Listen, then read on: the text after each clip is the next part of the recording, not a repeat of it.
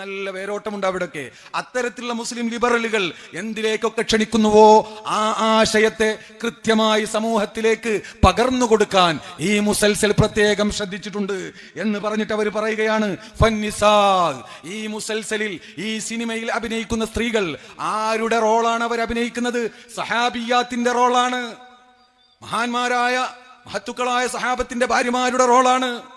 ഉമ്മഹാത്തുൽ മുഅ്മിനീന്റെ റോളാണ്. അവരൊക്കെ എങ്ങനെയാണ് ഇതിൽ വെളിവാകുന്നത്?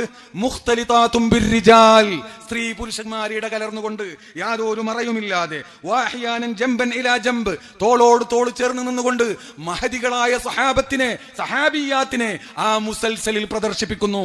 സഹാബിയാത്തിന്റെ റോളിനെ പ്രദർശിപ്പിക്കുന്നു. ഫീ കുല്ലി മകാനിൻ വ മഹ്ഫൽ, എല്ലായിടത്തും,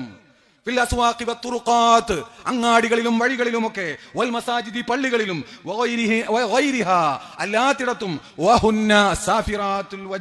അവരൊക്കെ പൂർണ്ണമായി മുഖം തുറന്നിട്ട്, മുഖം മറക്കുന്ന ഒരു പരിപാടിയാന്നില്ലാത്തതുപോലെ, മുഖം മറക്കുന്ന ഒരു വസ്ത്രത്തെ സംബന്ധിച്ച് അവർക്ക് അറിയാത്തതുപോലെ,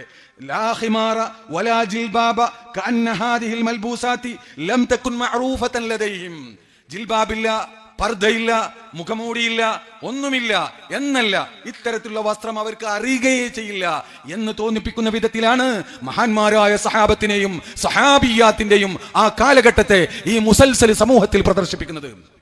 ആരായിരുന്നു ആയിഷ ബീവി റളിയല്ലാഹു തആല അൻഹ? സ്വന്തം ഭർത്താവായ റസൂലുള്ളാഹി വഫാത്തായപ്പോൾ സ്വന്തം വീട്ടിലാണ് വെട്ടത്, അവിടെയാണ് ഖബറടക്കിയത്. അതിനുശേഷം ഞാൻ അങ്ങോട്ട് പോവാറുണ്ട്. ഞാൻ എന്റെ വസ്ത്രത്തിന്റെ കാര്യമൊന്നും ശ്രദ്ധിക്കാറില്ല, കാരണം എന്റെ ഭർത്താവല്ലേ. പിന്നെ എന്റെ ഉപ്പയെ അവിടെ ഖബറടക്കി, അപ്പോഴും ഞാൻ പോവാറുണ്ട്. അതിനുശേഷം മഹാനായ ഉമർ ഇബ്നുൽ ഖത്താബ് തങ്ങൾ അവിടെ ഖബറടക്കി. അതിനുശേഷം എന്റെ റൂമിന്റെ ഉള്ളിലേക്ക് ഞാൻ പൂർണ്ണമായി